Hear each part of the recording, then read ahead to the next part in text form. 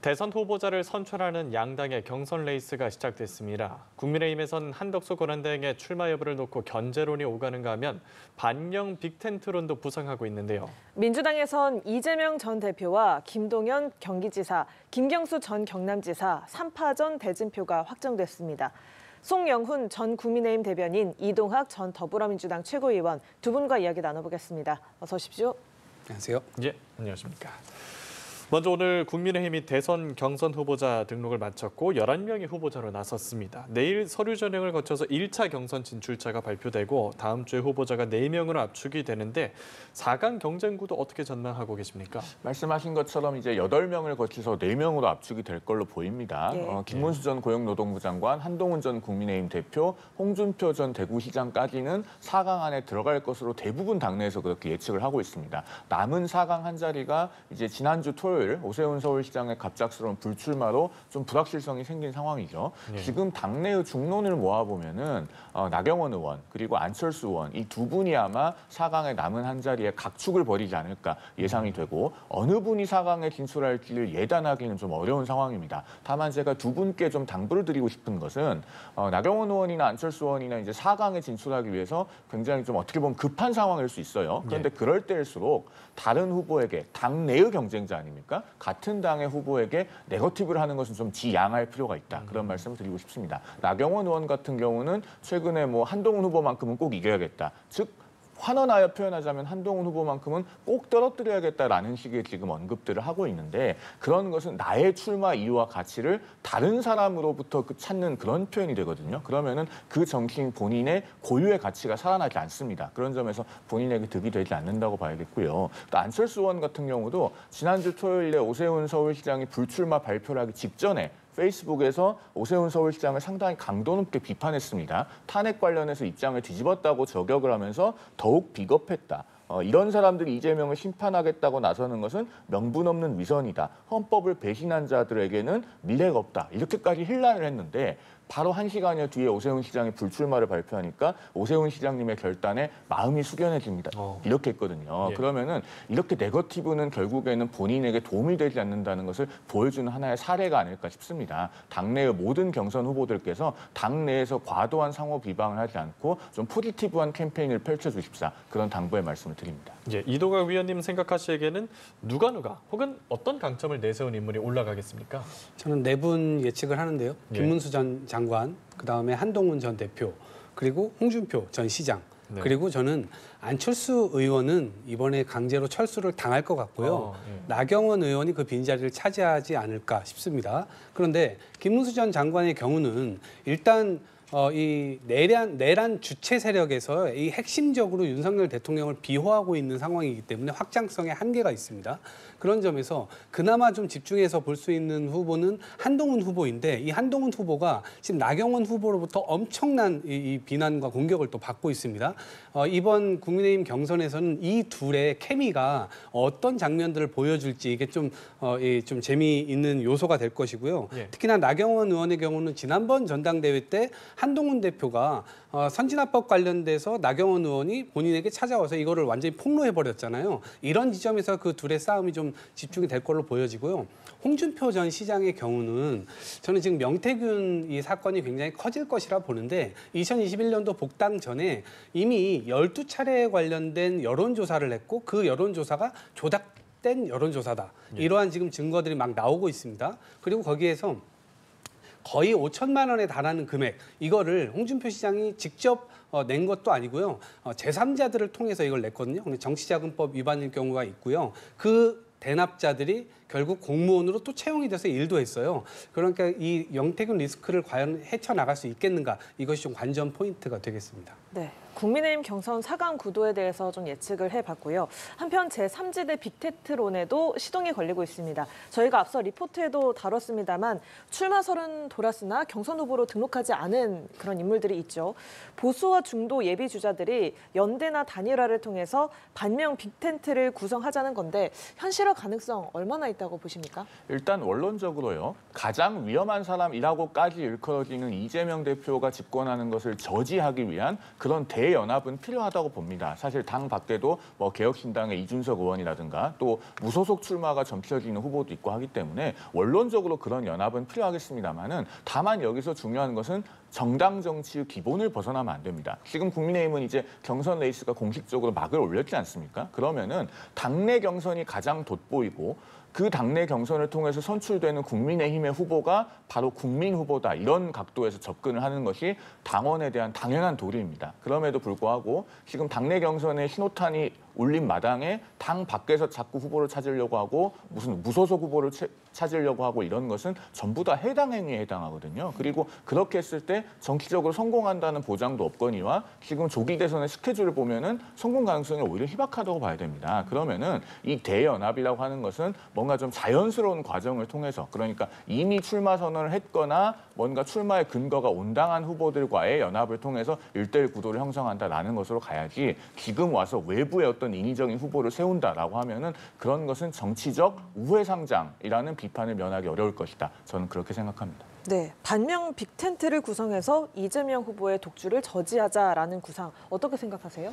일단 이 구상 자체가요. 본인들의 패배를 예측하고 있는 전제 위에 서 있는 거거든요. 그래서 대단히 위험할 수밖에 없고요. 빅텐트는커녕 저는 스몰 텐트에 기둥조차 세우지 못할 거다 이렇게 예측을 합니다. 왜 그러냐면 이 대선이 왜 벌어졌습니까? 난데없이 갑자기 반국가 세력들을 처단하겠다면서 갑자기 우리나라 민주주의 잘하고 있는 국가를 독재 국가로 군부 독재 국가로 만들려고 했었던 그 시도를 완전히 막은 겁니다. 그렇기 때문에 이번 대선이 열린 건데 반 이재명 전선으로 다 모여라라고 얘기를 하면 그 반국가 세력을 처단하려고 했었던 그 시도를 했던 그 내란 정당과 한 팀이 되는 거 아니겠습니까? 심지어 그 내란 이 세력 정당은 이것에 대해서 반성도 안 하고 있어요. 그리고 1호 당원이라고 하는 대통령을 여전히 보유하고 있는 정당입니다. 여기에 같이 빅텐트를 치자고 호응하고 들어가는 순간 이 내란 자체를 다 인정하고 본인도 그걸 다 수긍하는 모양이 돼버리기 때문에 저는 이재명 대표가 아무리 싫어도 이것은 정상적인 정치인이라면 굉장히 선택하기 어려운 수다라고 생각을 하고요. 이미 이 계엄의 이 주체 정당이기 때문에 향후에는 해산까지도 할 수 있는 그런 예정이 되어 있는 그런 정당인데 이런 정당과 함께 뭔가를 한다? 이것은 쉽지 않은 일이라고 생각합니다. 그 계엄의 주체 정당이라고 하는 표현은 굉장히 과하다는 생각이 들고요. 12월 4일 새벽 1시 2분에 국회가 계엄 해제 표결을 할 때 국민의힘 국회의원도 18명이 그 자리에 있었고 그 계엄 해제 표결에 전원 찬성했습니다. 그리고 원내는 아니지만 그 자리에 한동훈 전 국민의힘 대표도 있지 않았습니까? 당시에 국민의힘은 당 대표가 국회 본회의장까지 들어가서 계엄 해제 표결의 동료 국회의원들을 이끌고 함께 동석을 했거든요. 그런 점에서 이 당 전체를 계엄 정당으로 몰아붙인다. 아무리 대선 국면이라고 하지만 이것은 지나치게 과한 표현이고 사실과도 맞지 않다. 이런 말씀을 좀 드리겠습니다. 예, 빅텐트론 얘기 좀 더 해보면 이준석 개혁신당 예비후보는 전혀 관심이 없다면서 대선 완주 의사를 밝히고 있는데 만약에 국민의힘 경선 불참을 선언한 유승민 전 의원이나 이낙연 전 총리 등이 참여하는 좀 더 넓은 범위에서의 제3지대 반명 빅텐트 이것도 가능성이 좀 낮을까요? 그러니까 원론적으로는요. 제가 앞서도 말씀드렸지만 이재명 대표의 집권을 저지하기 위한 대연합은 필요합니다. 선거 구도상 1대1 구도를 만들수록 현재 반감이 높은 이재명 대표의 집권 가능성은 낮아지고 그 반대편에 있는 후보가 승리할 가능성이 조금이라도 더 높아지는 건 아니겠습니까? 필요합니다마는 그것이 자연스럽고 정도를 지켜야 된다는 겁니다. 예를 들면 국민의힘 안에 계시다가 갑자기 밖에 나가서 무소속 출마를 하고 다시 단일화를 하겠다. 자연스럽다고 보기 어렵겠죠. 그리고 국민의힘에 입당해서 경선을 치를 기회가 충분히 있었음에도 불구하고 그때에는 참여하지 않다가 뒤늦게 무소속으로 출마해서 국민의힘에서는 경선을 거쳐서 올라온 후보와 그때 가서 여론조사 같은 것을 통해서 단일화하자 그 역시 국민들께서 자연스럽다고 보시지 않을 겁니다. 그렇기 때문에 이 대연합이라고 하는 것은 필요하지만 정당 정치의 금도를 벗어나지 않는 범위에서 해야 된다. 그 말씀을 계속해서 드리는 겁니다. 예, 시간이 짧다 보니까 이 타협점을 찾기도 좀 쉽지는 않을 것 같은데 어떠실까요? 그렇죠. 저는 지금 말씀하셨던 이준석 개혁신당 후보랄지 아니면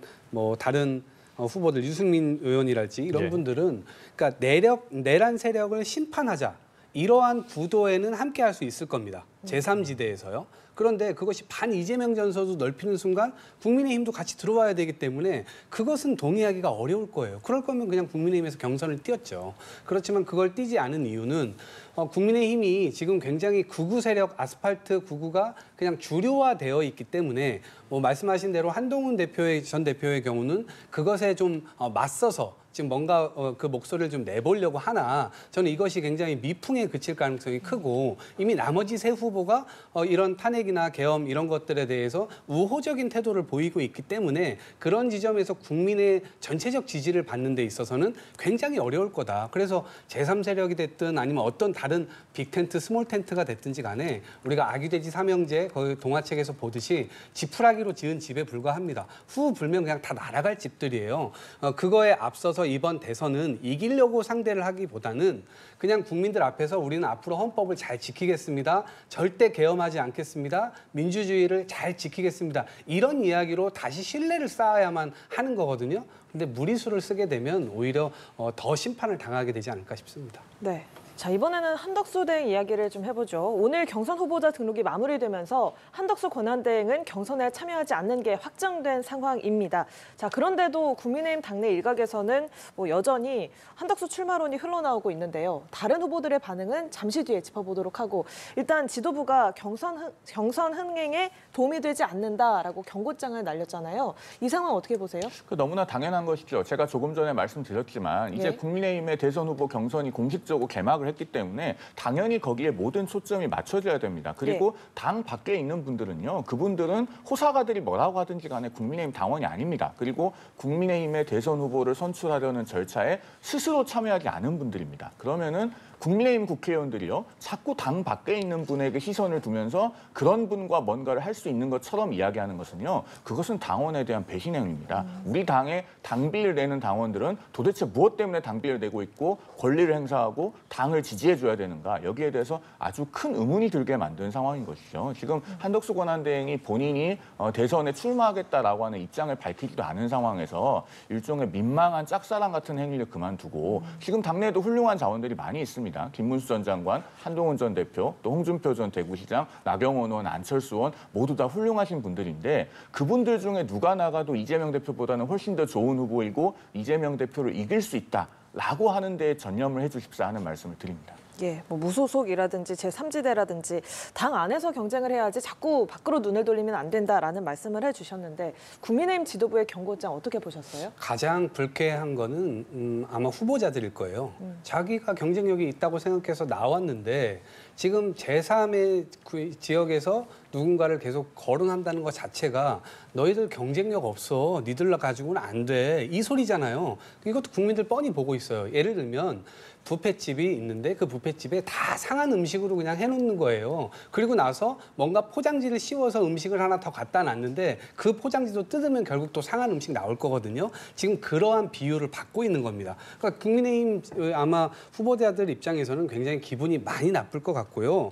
그리고 한덕수 총리의 경우는 지금 헌법도 잘 안 지킨 분이죠. 그다음에 지금 국회에서 통과된 법도 안 지키시는 분입니다. 상설특검 지금 몇 개가 통과돼 있는데요. 그리고 공수처 검사 임명해야 됨에도 불구하고 임명도 안 하고 있는 상태입니다. 본인이 위법, 위헌을 하고 있는 상황에서 대통령 후보로 나오겠다? 이거 어불성설이죠. 그래서 저는 이거를 계속 연기를 피우는 이쪽이 약간 이건 정상적 상태에서의 어떤 이 전략일 수가 없는 거거든요. 오히려 국민의힘을 더 구렁텅이로 좀 몰아넣는 전략이 아닌가? 그래서 약간 좀 의아합니다.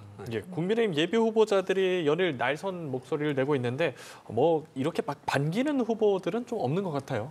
아니 국민의힘 당원도 아니고 국민의힘 경선 절차에 참여도 안 하시는 분을 그러면서 자꾸 장외에서 뭔가를 하려고 국민의힘 국회의원들과 함께 만들고 있는 것 같은 그런 그 시각을 보이게 하는 분을 국민의힘 예비 후보들이 좋아할 수 있겠습니까? 이건 정당 정치의 기본의 문제고요. 그다음에 한덕수 권한대행도요. 이쯤 되면은 보다 명확한 입장 표명이 필요하다고 봅니다. 오늘 굉장히 해프닝이 하나 있었죠. 오후 4시 2분에 한 경제지가 단독 보도로 한덕수 대행이 불출마할 거다 이렇게 보도를 했습니다. 그러니까 저녁 7시에 한 종합편성 채널 저녁 메인 뉴스에서 한덕수 대행 측의 코멘트라고 하면서 불출마 보도는 사실이 아니다. 이렇게 보도를 했어요. 그러니까 약 1시간 후에 총리실에서 보도자료가 나왔습니다. 한덕수 불출마 보도에 사실 아냐라고 하는 제아의 기사와 관련해서 해당 기사는 사실이 아님을 말씀드립니다. 이런 보도자료가 나왔는데 그러니까 불출마 보도가 사실이 아니라는 기사는 사실이 아니다. 이렇게 나온 거예요. 제가 방송에서 이렇게 해설을 하는데도 너무 말이 어려워서 무슨 말인지 처음에 잘 모르겠더라고요. 이렇게 자꾸 국민들을 헷갈리게 하지 마시고 이쯤 되면은 정말 명확하게 입장을 표명을 해주셔야 됩니다. 나는 끝까지 국정관리의 소임에만 매진하고 대선에는 출마하지 않겠다. 이 한 문장이면 충분합니다. 어렵고 복잡한 중문, 복문을 쓸 필요가 없다라는 말씀을 드립니다. 예, 민주당은 한대행에 대해서 자신 있으면 나오라면서 검증하겠다고 예고를 했거든요. 어떻게 보셨습니까? 나오지 않을 것이라고 생각하기 때문에 저희들 입장에서는 당연히 그런 견직을 날릴 수밖에 없는 것이고요. 왜 안 나올 거라고 생각하냐면 이분은 축구로 예를 들자면 이분은 패스를 받을 줄 아는 분이에요. 패스는 받아요. 누군가가 야 이것 좀 받아줘 하면 그건 받아요. 근데 그 받은 다음에 드리블을 해야 되잖아요. 자기 스스로 드리블은 못 하시는 분입니다. 왜 그러냐면 운동신경이 전혀 없어요. 정치라고 하는 것은 일종의 약간의 공격수 같아서 뭔가 본인이 직접 헤엄을 쳐가야 되거든요. 근데 공직자라고 하는 건 국회에서 법이 통과되면 그걸 기본으로 근간으로 해서 법을 집행해 나가는 겁니다. 그러니까 공직자임에도 불구하고 공무원과 선출직 공무원의 완벽한 차이가 있는 거예요. 30년 공직을 하셨어요. 그래서 이분 스스로가 지금 총리 때도 마찬가지고 뭔가 지시받는 것은 굉장히 잘해요. 그런데 스스로 뭔가를 할 수 있는 이 정치인의 이 지위로 오기에는 굉장히 많은 한계가 있다라는 생각이 들고 지금도 예를 들면 지금 미국과 통상 관계에 있어서 뭐 LNG 알래스카 LNG 뭐 개발 사업에 어떻게 한다 이런 걸 먼저 자기가 얘기하겠다 이러면서 지금 나가고 있는데 저는 오히려 이런 걸 해가지고 뭔가 또 뒷수가 있는 거 아니야? 이분이 지난번 총리 마치고도 김앤장이라든지 뭔가 이런 로비스트 활동들도 했거든요. 야 이번에는 이제 막 글로벌 로비스트로 가는 거 아니야? 오히려 이런 걱정이 드는데 지금 오히려 지금 총리일 때 이런 것들을 전방위적으로 하실 게 아니고 자중자애하셨으면 좋겠다 이 말씀을 드립니다. 네, 알겠습니다. 이어서 민주당 경선 상황에 대한 평도 좀 듣겠습니다. 더불어민주당도 경선 후보 등록이 오늘 끝이 났죠. 이재명 전 대표, 김동연 경기지사, 김경수 전 경남지사 이렇게 3파전 대진표가 확정이 됐는데 자, 내일부터 본격적으로 순회 경선이 시작될 거고요. 경선 대진표에 대한 코멘트 어떻게 하시겠습니까? 그래서 3파전이 원래 좀 재밌는 거 아니겠습니까? 그런데 민주당의 경우는 일정 부분 약간의 경직성이 있는 것 같습니다. 왜냐하면 이미 국민들 역시 지금 2년 반 윤석열 정부를 겪어오면서 이재명 대표를 중심으로 하는 그러한 세력권이 지금 형성이 되어 있고 그거를 리드할 만한 리더십을 가진 사람이 또 이재명이다 이렇게 이제 보고 있습니다. 그런데 전 나머지 한 분은 현직 지사고 도지사고 다른 분은 전직 지사신데 이 과정에서 뭔가 또 다른 어떤 제안들 이런 것들이 좀 많이 나와가지고 민주당의 경선을 좀 풍성하게 할 수 있지 않을까? 이 과정에서 훨씬 더 큰 파일을 만들어내고 실제로 지금 이 대한민국이 가야만 하는 그런 방향 속에서 더 많은 공감대를 좀 형성해 갈 수 있는 그런 계기가 되지 않을까 싶고요. 한 가지 아쉬운 점은 어떤 룰로 해도 사실은 많은 국민들이 예측을 하실 텐데 이 국민들이 훨씬 더 많은 참여 이런 것들이 좀 있었으면 좋지 않았을까라는 좀 아쉬움을 얘기해 봅니다. 네, 이 경선에 경직성이 있다, 좀 풍성함이 필요하다라는 평을 해주셨는데 어떤 평가 내리시겠어요? 아무래도 이동학 최고위원께서 본인의 소속 정당의 이야기이기 때문에 조금 자유롭게 말씀하지 못하시는 부분이 있지 않나 하는 생각이 듭니다. 그걸 제가 좀 제 나름대로 풀어서 말씀을 해보면 이 민주당 경선은 지금 3파전이라고 하지만 사실은 누구나 출마할 것으로 예상했는데 출마를 안 하신 분들이 있죠. 김부겸 전 총리 그리고 김두관 전 장관입니다. 특히나 김두관 전 장관은 이 경선 룰에 대해서 공개적으로 문제를 제기하면서 경선에 나오지 않겠다고 했고 그것을 언론에서 경선 불참이라고 보도를 하니까 김두관 전 장관 측에서 경선 거부라고 정확하게 써달라라고 언론에 요구하기까지 했습니다. 자, 왜 이런 문제가 생겼는가? 민주당은 2012년부터 계속 국민 경선인단을 모집해서 외부의 국민들도 누구나 선거인단으로 신청을 하면은 경선에 참여할 수 있게 그렇게 해왔습니다. 민주당 나름대로의 전통이죠. 그렇게 해서 2017년에는 조기 대선이었는데도 문재인 후보를 뽑아서 대통령으로 만들었고 이재명 대표 본인도 그런 경선 방식에 따라서 2021년에 대선 후보가 됐습니다. 그러니까 조기 대선이기 때문에 못한다거나 역선택을 방지하기 위해서 국민 경선인단을 모집하지 않는다라고 하는 것은 사실은 맞지 않는 이야기예요. 그러면은 이번에는 상당히 합리적이지 않아 보이는 이유로 국민 경선인단을 모집하지 않고 당원 50% 그리고 여론조사 50% 이렇게 룰이 바뀌었단 말입니다. 그렇기 때문에 이재명 대표를 상대하는 후보들로서는 역전 가능성을 정말 추호도 허용하지 않기 위해서 이렇게까지 하는 것 아닌가라는 불만을 가질 수밖에 없어요. 그러면은 이재명 대표는 민주당 안에서 압도적인 강자 아니겠습니까? 그 룰에 관해서 대폭 양보해줘라, 다 받아줘라 이렇게 해서 당내의 분란을 좀 잠재우고 강자로서의 아량을 보여줄 수 있었어야 합니다. 지금 그런 모습이 가시적으로 보이지 않기 때문에 사실 김부겸 전 총리, 김두관 전 장관 이분들이 장외에 빠져 있지만 이 장외에 빠져 있는 상황 자체가 이재명 대표 이미지에는 긍정적일 수가 없다 이렇게 평가됩니다. 예. 이재명 전 대표는 오늘 녹화된 대담 영상만 공개하면서 조용한 경선 모드를 갖췄는데 뭐 일정도 대장동 사건 재판에 출석한 거 말고는 공개 일정이 없었고요. 경선 관련 메시지도 선의의 경쟁을 강조하는 수준에 그쳤는데 이재명 전 대표의 전략 어떤 전략이라 볼 수 있을까요? 글쎄요. 지금 오늘 뭐 재판도 있었고요. 그다음 내일도 일정이 많지 않습니다. 2개밖에 없어요. 오전에 당에서 하는 공정선거, 뭐 실천 협약식 이런 게 하나가 있고 오후에는 아마 세월호 이 기억식 관련돼서 안산 일정을 하는 것으로 생각을 하고 있는데요. 아마도 지금은 아직 이제 격화될 어떤 시기가 아니거니와 정확하게 이제 이 경선이 시작됨과 동시에 어떤 이 정책이라든가 이런 것들에 대한 행보를 하지 않을까 싶고요. 지금은 아직은 뭐 지금 뭔가를 더 준비하고 준비하는 그 과정에서 뭔가 더 탄탄히 하는 그런 시간이 필요하지 않겠습니까? 그렇게 내일도 아마 이제 그런 일정으로 가지 않을까 싶고요. 이 후보자들과는 격화돼서 뭔가를 엄청나게 이렇게 서로 반하는 이견을 가지고 뭐 싸워가는 그런 장면보다는 뭔가 괜찮은 합의점들을 좀 만들어 나가고 특히나 지금 국민의힘에서 아직도 이 내란과 관련된 지점들이 정리가 안 돼 있는 상태거든요. 그럼 헌정 질서 내부로 과연 건강한 보수를 또 어떻게 만들 것인가 이런 부분들도 어쩌면 민주당의 과제이지 않을까 싶습니다. 이번 경선에서 그러한 부분들까지 민주당이 좀 참 품으면서 경선을 했으면 좋지 않을까 싶습니다. 예, 정치 보복을 안겠다면서도 또 통합과 봉합은 다르다. 그리고 비상계엄 재발 방지를 위해서 진상 가리고 책임을 물을 거다. 이런 메시지도 한편 냈거든요. 어떻게 들으셨어요? 사실은 그런데요. 그런 메시지 말고 오늘 이재명 대표가 그 유튜브를 통해서 한 발언 이게 굉장히 지금 일반 국민들의 시선에서 보기에는 납득하기 어려운 발언들이 2개가 있습니다. 하나는 공수처를 대폭 강화할 생각이라고 했고 또 하나는 공소청과 수사청을 분리해야 된다. 이 2가지 얘기를 했거든요. 그런데 공수처는 우리가 올해 1월에 국민들께서 다 보셨다시피 사실은 수사 역량이 현저히 미진한 조직임에도 불구하고 대통령 수사 과정에서 굉장히 큰 욕심을 부리면서 사회적으로 엄청난 혼란이 있지 않았습니까? 그리고 그 공수처가 수사권이 존재하느냐 여부에 관해서 아직까지도 논란이 말끔하게 해소되지 않았기 때문에 민주당이 원하는 그 처벌조차도 과연 제대로 될 수 있을 것인지에 대해서 의문부호가 완벽하게 떨어지지 않은 상황이잖아요. 즉 공수처라고 하는 조직이 정말 필요한가 그리고 적당한 역량을 가지고 있는가에 대해서는 민주당 지지층조차도 의문이 있는 상황입니다. 오히려 공수처를 폐지하고 수사 구조를 단순화하는 것이 바람직하다고 할 수 있는데 이재명 대표는 거꾸로 공수처를 키우겠다고 합니다. 이 부분은 사실은 굉장히 정치적인 의도를 가지고 수사 구조를 재단한다라는 비판을 받을 수 있는 부분이고 더 문제가 되는 것은 공소청과 수사청을 분리하겠다는 얘기입니다. 그 얘기는 검찰의 수사 기능을 완전히 없애고 기소만 할 수 있게 하겠다라는 건데 이재명 대표가 그동안에 본인이 검찰에서 워낙에 많은 수사를 받았잖아요. 그러면은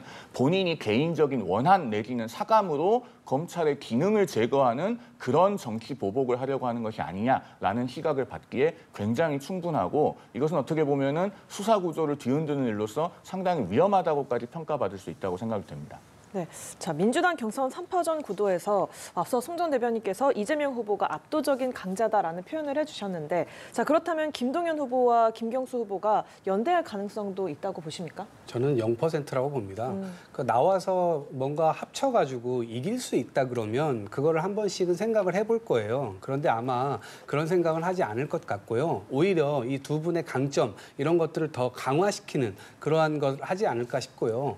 이 과정에서 뭔가 서로의 반감을 계속 사고 부딪히고 이러진 않을 거라고 보여지고요. 오히려 국민들을 더 안정화시키는 그러한 이 경선 무대가 되지 않을까 싶습니다. 예, 알겠습니다. 오늘 시간이 다 돼서요. 이야기는 여기까지 나누도록 하겠습니다. 지금까지 송영훈 전 국민의힘 대변인, 이동학 전 더불어민주당 최고위원 두 분과 함께했습니다. 고맙습니다. 고맙습니다.